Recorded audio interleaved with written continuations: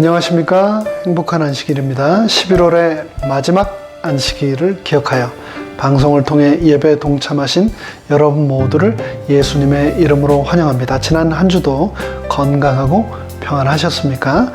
이번 주는 특별히 Thanksgiving Holiday Weekend입니다. 평년 같았다면 원근 각지에서 오랜만에 자녀 또 가족, 친지들이 함께 모여 풍성한 음식을 나누며 지난 한 해를 인도하신 하나님의 선하심을 함께 감사하는 시간을 보낼 텐데 올해는 팬데믹으로 다들 어떻게 지내셨는지 궁금합니다. 이제 다음 주면 12월인데요. 돌아보면 지난 한 해가 어떻게 지나갔는지 모르겠습니다. 이번 12월 시조의 권두원에서 말한 것처럼 우리는 이제 곧 12개의 정거장을 지나서 2021년이라고 하는 새로운 시간으로 환승하게 될 것입니다. 다 생각해보면 모든 것이 하나님의 은혜였음을 고백하지 않을 수 없습니다. 지난 24일 화요일자 월스트리트 저널은 지난 올 초 코로나 1차 유행 당시 뉴욕시의 시신 650여 구가 아직도 장례를 치르지 못한 채 냉동 트럭 안에 보관되어 있다라고 보도했습니다. 그중 시신 230여 구는 가족을 아직 찾지 못해서 장례를 치르지 못했고 또 그 나머지 시신들은 장례를 치를 형편이 되지 않아서 그렇게 냉동 창고에 보관이 되어 있다는 겁니다. 성경은 분명히 죽은 자는 아무것도 모른다고 말씀하고 있지만 그래도 왠지 죽어서 땅에 묻히지 못하고 지난 한 해를 냉동 창고에서 보냈을 시신들을 생각하니 참 추웠겠다라는 생각과 함께 안쓰러운 그런 마음이 듭니다. 저도 제 나름대로 2020년을 이제 서서히 정리하면서 지난 한 해를 되돌아보고 있는데요. 특별히 매주 작성해온 설교 원고들을 다시 읽다 보니 거의 매주 매 설교마다 코로나라고 하는 단어가 빠지지 않고 등장했더라고요. 그래서 이제는 의도적으로 코로나를 언급하지 않으면서 하나님의 말씀을 준비해 보리라 생각을 했는데 이 역시나 쉽지 않습니다. 아마도 이 코로나가 우리 삶 너무나 깊숙한 곳까지 들어와 버려서가 아닌가 생각합니다. 그럼에도 불구하고 지난 한 해 이 코로나라고 하는 질병과 죽음 그리고 수많은 사고로부터 우리를 지키신 하나님께 감사를 드립니다. 가족과 지인들과 함께하지 못해서 너무나 아쉬운 명절이라고만 생각하지 마시고 코로나라고 하는 세계적인 재앙으로부터 우리를 보호하시고 또 이 코로나를 통해서 지구를 멈추시고 그동안 내가 간과했던 너무나 소중한 많은 것들을 다시 생각하고 재발견하게 하신 하나님께 감사하시기 바랍니다. 오늘은 골로새서 2장 6절로 7절을 본문으로 감사를 넘치게 하라는 제목으로 성령님의 임재하심을 이 시간 초대하겠습니다. 말씀을 펼치기에 앞서 다 함께 머리 숙여 기도드리겠습니다. 하늘에 계신 저희들의 아버지 하나님, 지난 한 해를 되돌아보면 정말 감사할 것들밖에 없습니다. 특별히 추수감사절 땡스기빙 위켄을 맞이한 우리 모두가 그것을 잊지 않고 기억하도록 은혜 내려주시고 축복하여 주시옵소서. 오늘 본문의 말씀을 펼치겠습니다.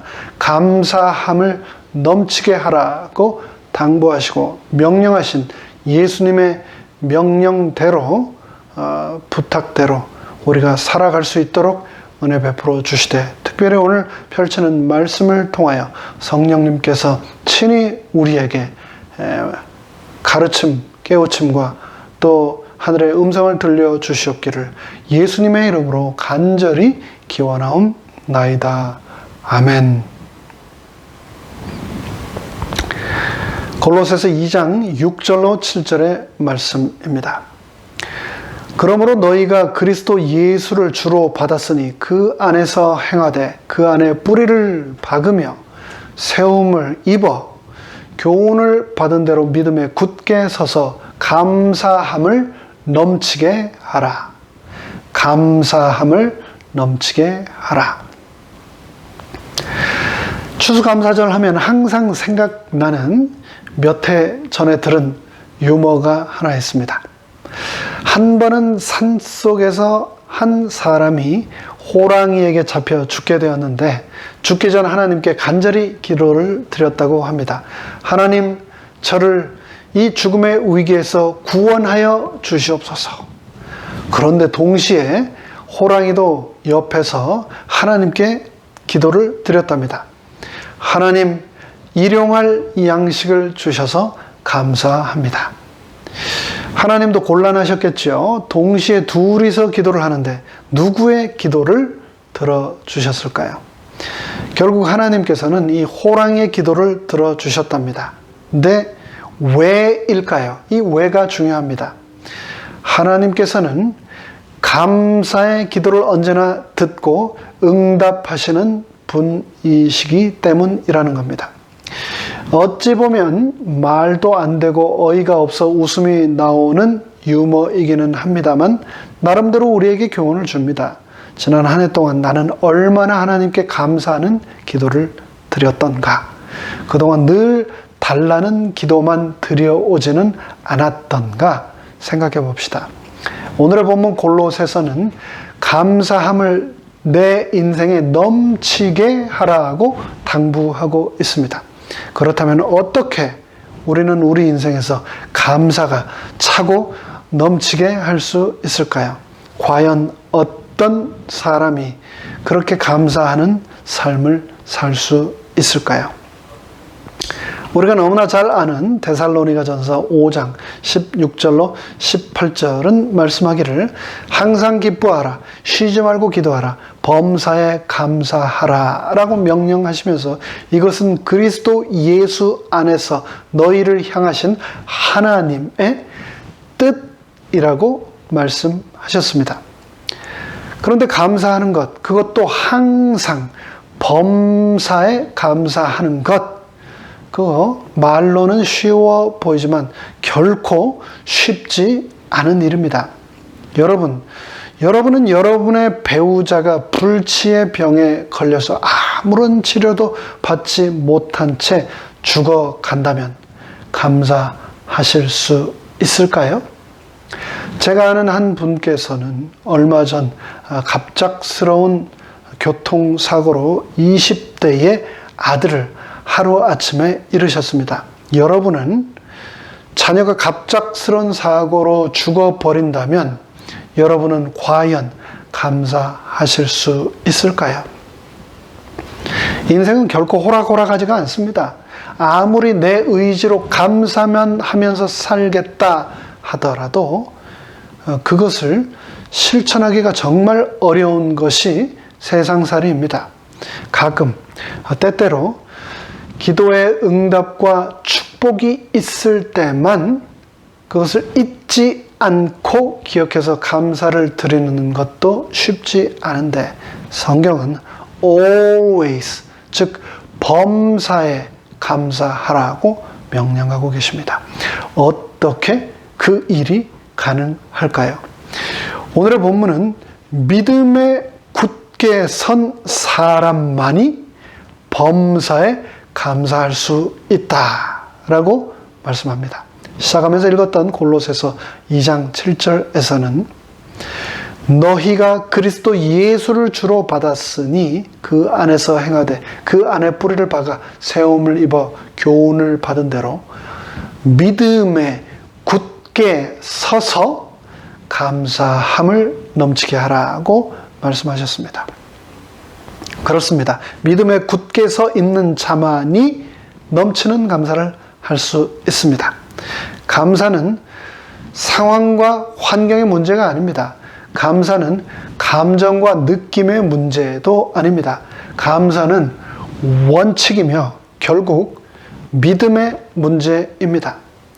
내가 아무리 오랜 신앙 생활을 해왔다고 할지라도 믿음에 굳게 서 있지 못하면 상황과 환경에 따라 흔들릴 수밖에 없고, 그 상황과 환경에 따라 흔들리게 되면 감사할 수도 없습니다. 출애굽했던 이스라엘 백성들을 보십시오.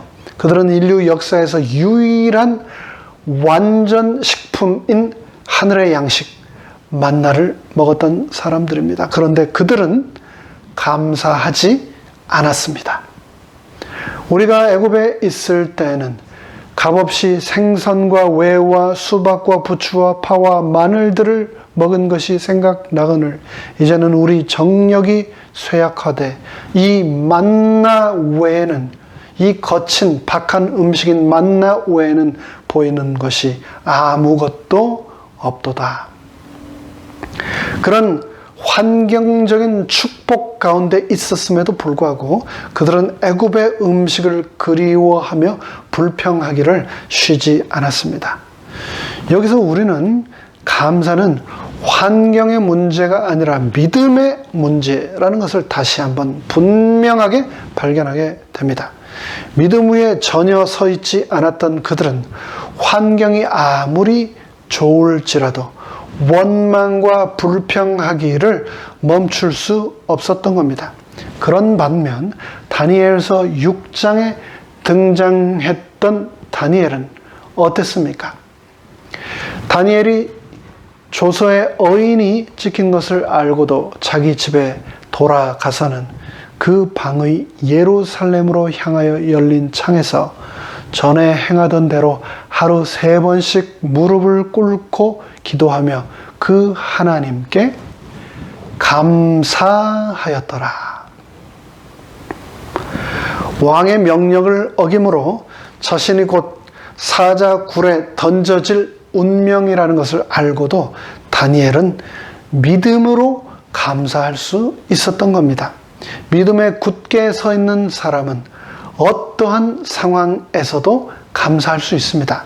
내 믿음이 어느 정도인가는 인생의 고난과 역경 앞에서도 여전히 내가 감사하고 있는가로 정확히 알 수 있습니다. 그렇다면 어떻게 믿음에 굳게 서서 범사에 감사하는 사람이 될 수 있을까요?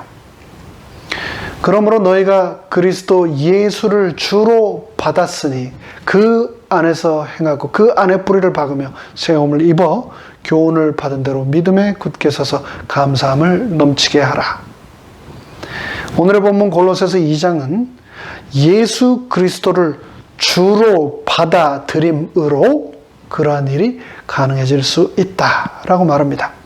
여기서 주라고 하는 단어의 헬라어 원어는 큐리오스입니다. 말 그대로 주인이라는 뜻의 이 단어는 당시 사람들이 로마의 황제를 가리키며 사용했던 단어입니다. 그런데 골로새 교인들은 예수님을 자신의 인생의 황제, 주인으로 고백하며 영접했던 겁니다. 예수를 발견하고 믿기 전까지는 내가 내 인생의 주인이었는데, 그래서 모든 것을 내 마음대로 하고 내 감정대로 하고 내가 원하는 대로 결정하고 살았는데, 그러나 이제는 내가 내 인생의 주인이 아니라 예수 그리스도가 내 인생의 주인이 되셨다는 겁니다. 그러니 이제는 내 인생의 참된 주인은 예수 그리스도께서 주인의 자리에 앉으시도록 내 자리를 내어드리는 겁니다. 예수님이 내 인생의 주인이 되셨다는 말은 무슨 말입니까? 그것은 예수님께서 내 인생을 책임지신다는 말입니다.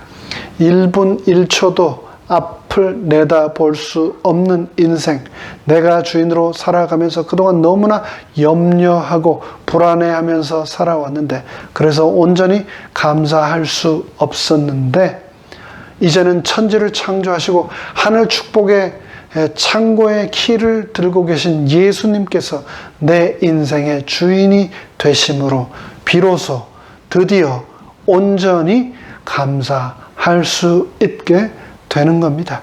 그분께서는 내 인생의 모든 문제를 책임져 주시겠다라고 말씀하셨습니다. 약속하셨습니다. 그러니 내 앞에 그 어떤 운명이 다가올지라도 나는 다니엘처럼 감사하지 못할 이유가 없다라는 것을 기억하시기 바랍니다. 현대 마취학의 기초를 세우는데 지대한 기여를 한 플루로폼을 발견했던 제임스 심슨 박사는 자신의 생애에서 최고의 발견이 무엇이었습니까? 라고 묻는 기자들의 질문에 내 인생 최고의 발견은 바로 예수 그리스도가 내 인생의 구주가 되신다는 사실을 발견한 것입니다. 라고 대답했다고 합니다. 그렇습니다. 우리 인생 최고의 발견은 바로 예수 그리스도이십니다. 그렇기 때문에 사람들이 Who are you? 당신 누구요? 라고 묻는다면 나는 문인정이요. 나는 윤수연이요. 라고 대답하지 마시고 나는 예수 그리스도를 발견한 사람이요. 라고 대답하시기 바랍니다. 생애에서 예수 그리스도를 발견한 우리는 그 믿음을 실천하는 삶을 살아야 합니다. 그리스도인을 박해하기 위하여 다메섹으로 가던 사울은 그 도상에서 예수님을 만났습니다. 다메섹에 가까웠을 때 오정쯤 되어 호련히 하늘로서 큰 빛이 나를 둘러 비추매 내가 땅에 엎드러져 들으니 소리 있어 가로되 사울아 사울아 내가 왜 나를 핍박하느냐 하시거늘 내가 대답하되 주여 뉘시니까 주여 뉘시니까 하니 가라사대 나는 네가 핍박하는 나사렛 예수라 하시더라. 나와 함께 있는 사람들이 빛은 보면서도 나더러 말하시는 이의 소리는 듣지 못하더라. 그래서 내가 가로되 주여 무엇을 하리까? 주여 무엇을 하리까? 우리는 인생을 살아가면서 우리의 주인 되시는 예수님께 꼭 물어야 할 질문이 바로 오늘의 본문에서 두 가지 등장합니다. 그것은 사도 바울이 말한 것처럼 첫째, 주님은 누구이십니까? 라는 질문이며 둘째, 주님, 내가 무엇을 하기 원하십니까? 라고 하는 질문입니다. 믿음과 행함은 분리될 수 없는 별도의 두 가지 개념이 아닙니다. 믿음과 행함은 동전의 양면과 같이 본질적으로 하나입니다. 주님이 누구신지 깨닫고 그분을 삶 속으로 받아들인 자는 주님께서 내가 내 삶을 통하여 무엇을 하기 원하시는지 분명히 깨닫고 실천해야 합니다. 야고보서 2장 26절은 영혼 없는 몸이 죽은 것 같이 행함이 없는 믿음도 죽은 것이라고 말씀하셨습니다. 그리고 예수님께서도 마태복음 7장 21절에서 나더러 주여 주여 하는 자마다 다 천국에 들어갈 것이 아니요 다만 하늘에 계신 내 아버지의 뜻대로 행하는 자들만 들어갈 것이다 라고 분명히 말씀하셨습니다. 우리가 예수를 온전히 믿기 전에는 내 마음대로 생각하고 내 마음대로 결정하고 내 마음대로 행했습니다. 육신과 마음이 원하는 것만 하는 본질상의 진노의 자녀였습니다. 그러나 예수를 그리스도와 주로 믿고 시인함으로 참 포도나무이신 그분께 우리는 이제 접붙임 바 되었습니다. 나는 포도나무요 너희는 가지니 저가 내 안에 내가 저 안에 있으면 이 사람은 과실을 많이 맺나니 나를 떠나서는 너희가 아무것도 할 수 없음이라. 우리는 예수님을 떠나서는 아무것도 할 수 없는 가지라는 존재라는 것을 기억하시기 바랍니다. 그렇기 때문에 우리는 예수 그리스도 안에서 믿음의 뿌리를 내리고 세움을 받아야 합니다. 그러므로 너희가 그리스도 예수를 주로 받았으니 그 안에서 행하고 그 안에 뿌리를 박으며 세움을 입어 교훈을 받은 대로 믿음에 굳게 서서 감사함을 넘치게 하라. 우리의 삶이 감사함으로 넘치기 위해서는 믿음에 굳게 서야 하며, 믿음에 굳게 서기 위해서는 예수 그리스도를 주로 받아야 하고, 예수 그리스도를 주로 받기 위해서는 그분 안에 내 삶의 뿌리를 박음으로 세움을 입어야 한다고 골로새서는 말하고 있습니다. 그렇게 함으로 우리가 드린 감사만이 결국 하나님께 영광으로 돌려진다는 사실을 기억하시기 바랍니다.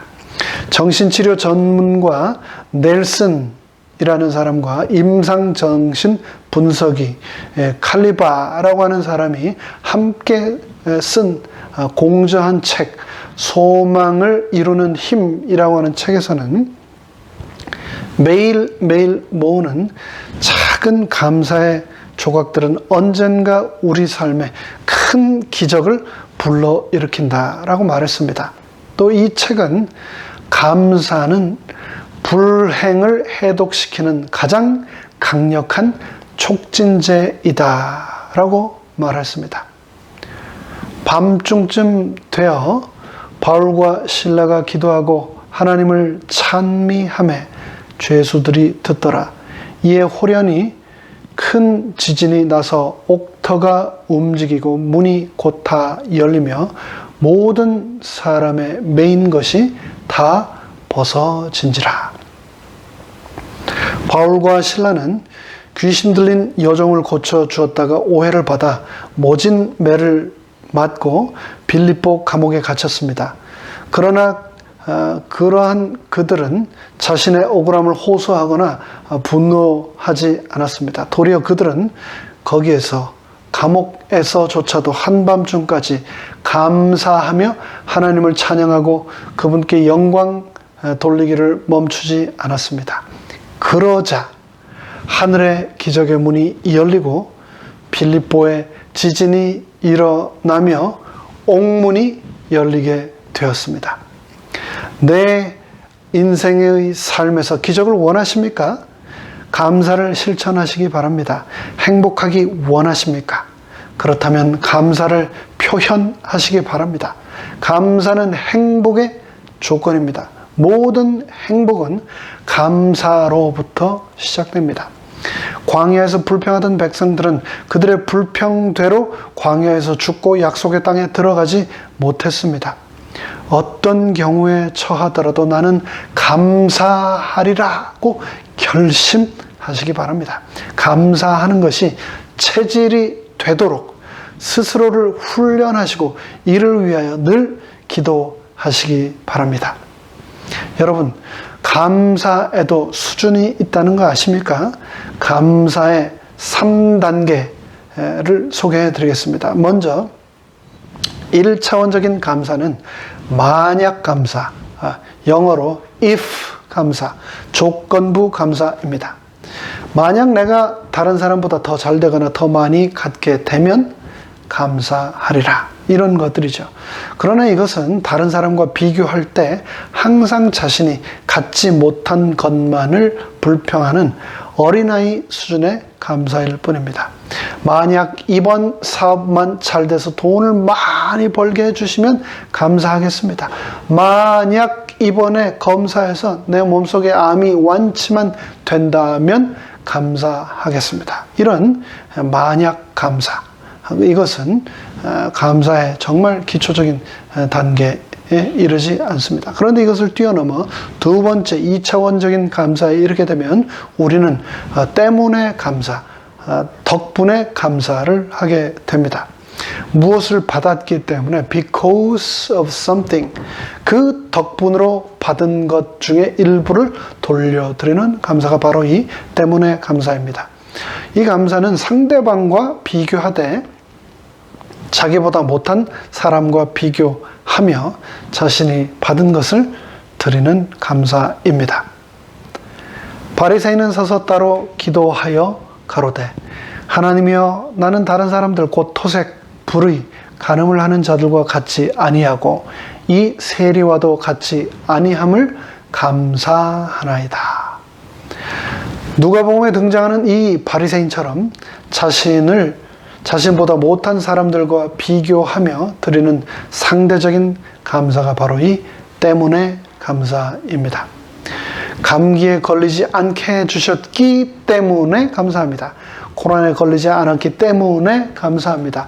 교통사고 났지만 많이 다치지 않았기 때문에 그 덕분에 감사합니다.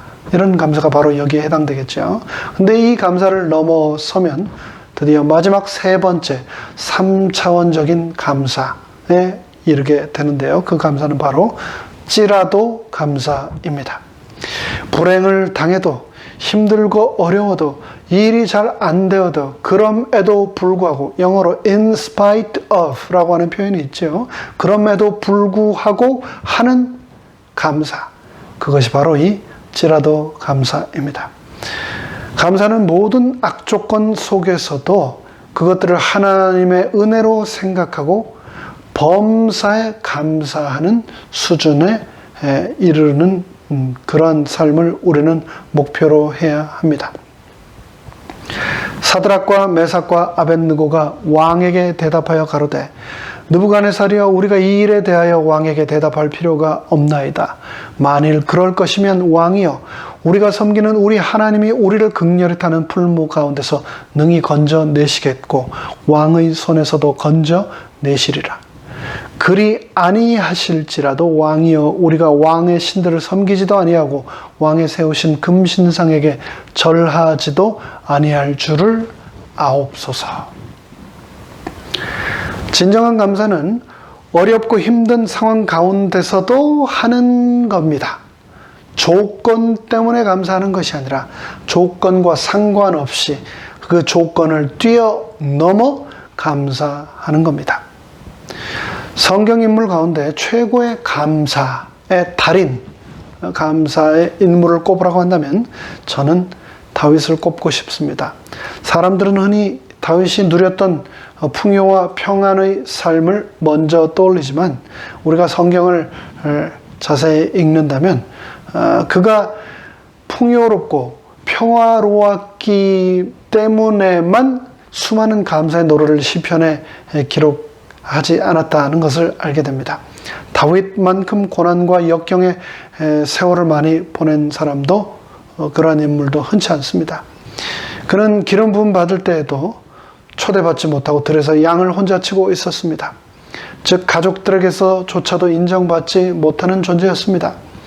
후에 골리앗과 싸우겠다라고 했을 때조차도 맏형 엘리압으로부터 양치기 싫어서 놀러온 게으르고 교만하고 완악한 녀석이라고 하면서 꾸중을 들었습니다. 그러면서 너의 주제를 알라라고 하는 심한 멸시와 모욕까지 다윗은 받아야만 했습니다. 선지자 사무엘로부터 기름 부음을 받은 후에도 왕위에 오르기까지 그 긴 세월 동안을 그는 질투심에 사로잡혀 자신을 죽이고자 하는 자신의 장인 사울왕을 피해 아둘람 동굴과 황무지 숲속 뿐만 아니라 이웃 나라까지 피신하여 도망자로 살아야만 했습니다. 자신을 알아보는 사람을 만나자 미친 사람 흉내까지 내어가며 위기의 상황을 모면해야 하는 수모도 감당해야 했습니다. 그리고 왕이 된 후에도 아들 압살롬의 반역을 피해 심지어 아들로부터까지도 도망쳐 다녀야 했습니다. 이러한 극심한 역경과 고난 속에서도 다윗은 자신을 다스리며 날마다 기도와 감사로 하나님을 의지하며 주옥 같은 감사의 시들을 남겼습니다. 시편의 대표적인 감사의 시를 꼽으라면 어제 저녁 시간에 우리가 함께 살핀 시편 100편이 있고요.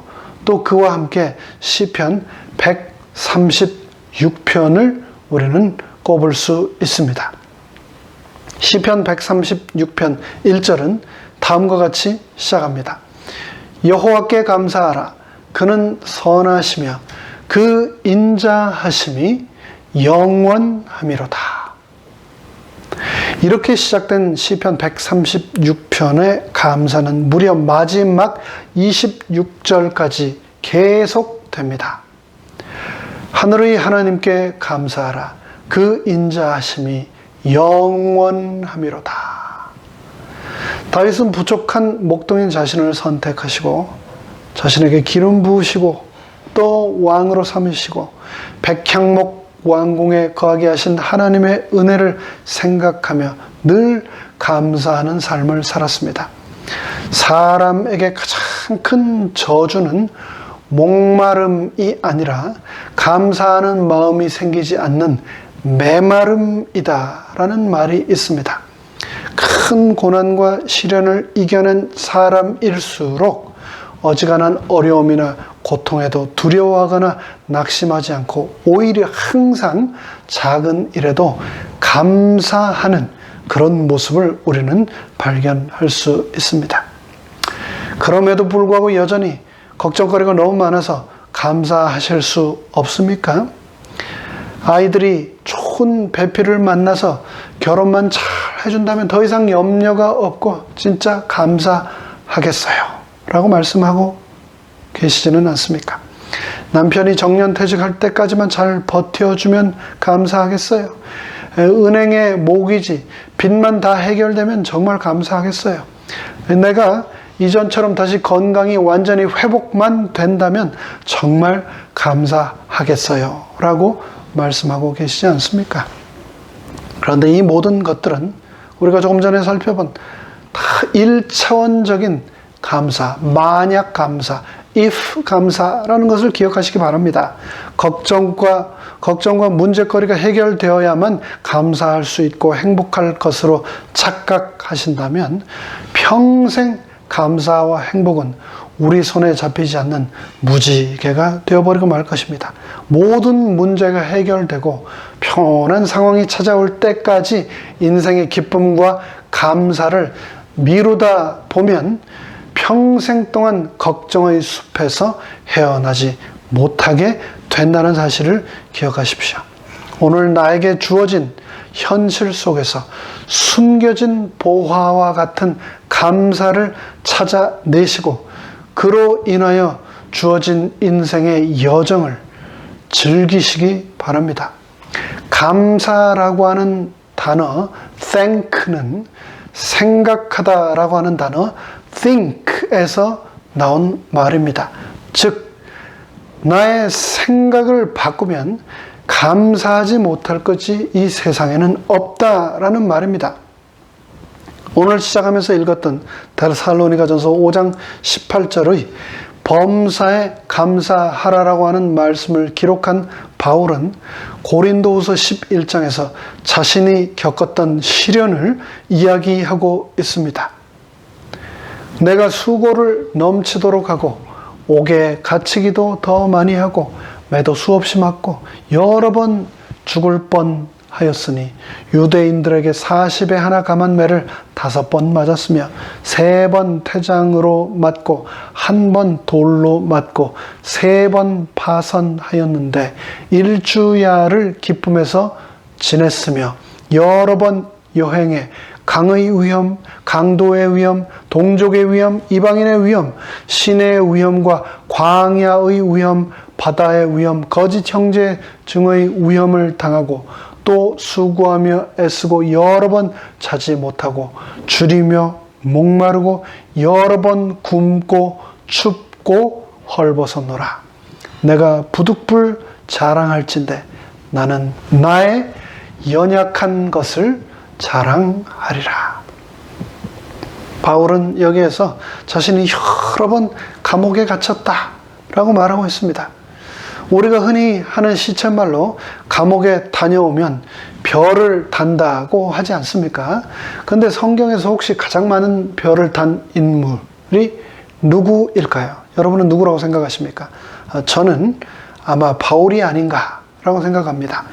이 자리에 계신 분들 중에, 이 방송을 듣고 계신 분 중에 혹시 내가 하나님을 믿는다고 하나님을 섬긴다는 그 이유 하나 때문에 교도소를 다녀오신 분 계십니까? 바울은 자신이 예수님 때문에 별을 많이 달았다라고 말하고 있는데, 그가 많다고 한 감옥 투옥의 횟수는 얼마나 될까요?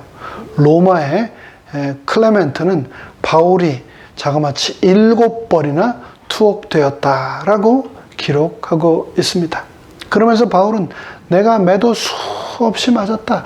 특히 유대인들에게 40의 하나를 감한, 그러니까 39대씩 매를 맞기를 무려 5번이나 하였다라고 기록하고 있습니다. 왜 40번 때리지 않고 39번 때렸을까요? 그 매질이 얼마나 가혹하고 심했으면 40대를 맞고서 살아남을 수 있는 사람이 당시에 거의 없었다고 합니다. 그래서 죽지 않도록 40대가 아닌 39대씩 두들겨 매질을 하였는데, 그러한 고통을 바울은 5번이나 당하였다라는 겁니다. 그리고 심지어 바울은 돌에 맞아서 죽을 뻔한 적도 있습니다. 유대인들이 안디옥과 이고니온에서 와서 무리를 초인하여 돌로 바울을 쳐서 죽은 줄로 알고 성 밖으로 끌어내친지라. 우리는 하이웨이에서 아주 작은 조각돌만 유리창에 탁 하고 튀어도 깜짝깜짝 놀랐는데, 사람들이 바로 내 앞에서 나를 향해 돌을 던지고 돌로 찍어서 나를 죽이고자 한다면 얼마나 두렵고 무서울까요? 바울은 성난 폭도들에 의하여 돌에 맞아서 죽은 줄 알고 거의 시신이 되었을 때 사람들이 바울을 죽은 줄 알고 성 밖에다가 질질 끌어다가 내어 버리기까지 하는 그런 고난을 당했던 겁니다. 그리고 바울은 자신의 고난이 거기서만 끝나지 않았다며 계속해서 이어갑니다. 배를 타고 가는데 3번이나 그 배가 파손이 되었고, 파손된 이후 구조되지 못하여서 바다에서 저체온증과 파도와 무서운 바다 동물들의 모든 위험에 노출된 채 그 바다에 표류를 하며 온 종일을 두려움 가운데 떨었다라고 기록하고 있습니다. 근데 그뿐만이 아닙니다. 계속해서 그의 평생을 통하여서 그는 정말 고난 중에 고난, 수많은 고난을 온몸으로 경험했던 것입니다.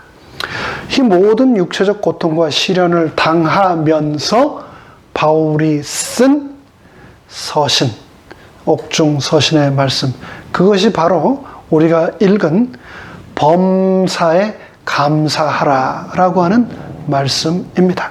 바울은 우리에게 찌라도 감사, 3차원의 감사인 찌라도 감사를 하라고 권면하고 있는 겁니다. 자신의 육체의 가시만 해결되면 저절로 하나님께 감사할 것 같지만, 가시가 있을지라도 감사할 수 있는 것, 그것이 진정한 감사라는 것을 바울은 자신의 삶을 통하여 우리에게 보여주고 있습니다. 장미꽃을 보고 감사하는 것이 어린아이의 감사라면 가시에 찔릴지라도 감사하는 것, 그것이 바로 성숙한 사람만이 드릴 수 있는 하나님이 원하시는 진정한 수준의 감사라는 것을 우리는 기억해야 하겠습니다. 이제 말씀을 마무리하겠습니다. 오늘 우리는 골로새서 2장 6절로 7절을 본문으로 감사함을 넘치게 하라는 제목의 말씀을 나누었습니다. 그렇다면 어떻게 하면 우리의 삶이 감사함으로 넘치게 될까요? 노래는 부를 때까지 노래가 아니고, 종은 울릴 때까지 종이 아니고, 사랑은 표현할 때까지 사랑이 아니고, 축복은 감사할 때까지 축복이 아니라는 말을 꼭 기억하시기 바랍니다. 하나님이 주신 축복을 진정으로 누리기 원하신다면 그 감사를 반드시 표현하시기 바랍니다. 표현하심으로 내 삶에 감사가 차고 넘치게 하시기 바랍니다. 그렇다면 누구에게 감사를 표현해야 할까요? 첫째, 가장 먼저 부부간에 꼭 감사를 표현하시기 바랍니다. 저는 고기나 생선을 먹기는 하지만 즐기지는 않습니다. 근데 어렸을 때 큰 집에서 제사를 하면 항상 이 미역국에 생선 머리를 넣어서 끓이셨는데, 저희 큰어머니가요. 그것을 먹는 것이 저에게는 참 곤욕이었습니다. 정말 쉽지가 않았습니다. 그런데 저희 집 사람은 미역국에 고기나 생선을 넣지 않고 아몬드를 갈아서 넣어 끓여줍니다. 그 미역국을 먹을 때마다 저는 집사람에게 꼭 말합니다. 미역국이 너무 맛있다고, 이렇게 맛있는 미역국을 끓여줘서 감사하다고 저는 말합니다. 둘째, 부부지간뿐 아니라 부모와 자녀지간에도 꼭 감사를 표현하시기 바랍니다. 큰아이가 고등학교에 진학하게 되자 이 새 아이의 등록금을 동시에 납부하는 것이 굉장히 큰 부담이 되었습니다. 그래서 삼육학교에 아이들을 계속해서 보내는 것이 저희 형편에 불가능하다라고 생각이 되었는데요. 근데 저희 큰아이가 계속해서 삼육학교에서 공부를 할 수 있게 해달라고 부탁을 해왔습니다. 저희 큰아이는 먼저 절대 무엇을 해달라고 부탁하는 아이가 아닙니다. 그런데 나름 엄마, 아빠의 형편을 이 아이가 너무나 잘 알매도 불구하고 너무나 그것을 간절히 원했나 봅니다. 그래서 그렇게 부탁을 해온 거죠. 엄마, 아빠가 부담은 되겠지만 그렇게만 해줄 수 있으면 자기는 너무나 고맙겠다고 말하더라고요. 그리고 그렇게 지난 4년의 세월이 어떻게 지나가는지 모르겠습니다. 지금은 큰아이가 고등학교를 졸업하고 대학에 진학한 이후 이제 두 아이만 남게 되었는데, 감사하게도 큰아이가 대학교 4년 전액 장학금으로 자기 학비를 다 자기가 충당하고 동생들 학비까지 충당하는데 지금 큰 도움을 주고 있습니다. 큰아이가 학교를 졸업하면서 저에게 편지를 한 장 써줬습니다. 너무 힘들었을 텐데 끝까지 삼육교육을 시켜줘서 아빠 너무나 고마워. 어찌 보면 부모로서 당연한 일을 한 것뿐인데 아이의 편지를 받고 나니 제가 더 너무나 감사했습니다. 셋째, 부부간 그리고 또 부모와 자녀간 뿐 아니라 셋째, 성도 간에도 꼭 감사를 표현하시기 바랍니다. 우리는 피 한 방울 섞이지 않았지만 예수님을 믿고 그분의 제자가 되기로 결심함으로 하나님 아버지의 한 가족, 한 자녀가 되었습니다. 믿음으로 맺어진 하늘 가족으로서 서로를 위하여 기도하고 서로의 삶을 위해 늘 응원해 주는 성도들의 사랑과 관심에 그냥 넘어가지 마시고 전화나 편지나 문자로 꼭 감사를 수시로 표현하시기 바랍니다. 그리고 마지막으로 네 번째, 하나님께도 꼭 감사를 표현하시기 바랍니다. 가족이나 성도 간에는 전화나 편지로 감사를 표현할 수 있지만 하늘에 계신 하나님께는 어떻게 감사를 표현할 수 있을까요? 하나님께 우리는 기도로 감사를 표현할 수 있습니다.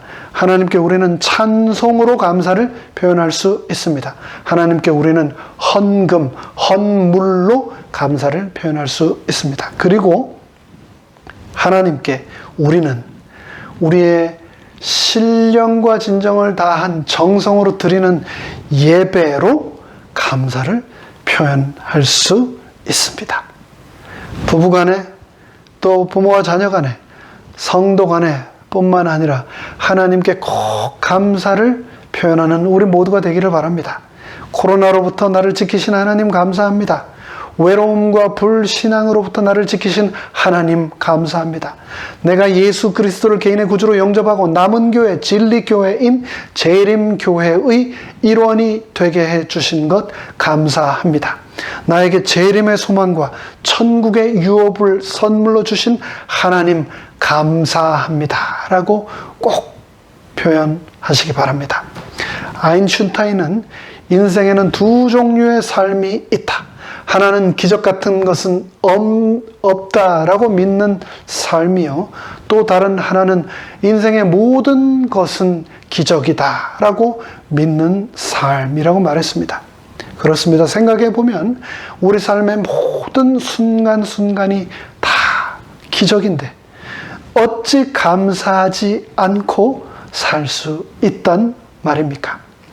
문학과 괴테는 세상에서 가장 쓸모없는 인간은 감사할 줄 모르는 인간이다 라고 했습니다.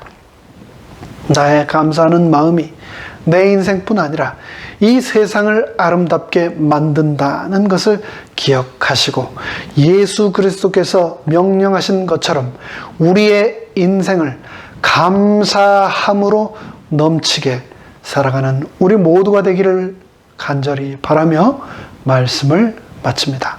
다 함께 머리 숙여 기도하겠습니다. 하늘에 계신 저희들의 아버지 하나님, 하나님께서 오늘의 본문 성경 말씀을 통하여 우리에게 명령하신 것처럼 나의 인생이 감사로 차고 넘치는 그런 삶을 우리가 살 수 있도록 우리의 믿음을 붙들어 주시옵소서. 나의 삶을 생명의 포도나무 되시는 예수님 안에 굳게 뿌리 내리도록 우리의 마음을 붙들어 주시옵소서. 부부간에, 부모와 자녀간에, 성도간에, 그리고 또 하나님께 항상 쉬지 않고 끊임없이 감사를 꼭 표현하며 사는 우리가 되도록 은혜 베풀어 주시옵소서. 모든 말씀 예수님의 이름으로 간절히 축원하옵나이다. 아멘.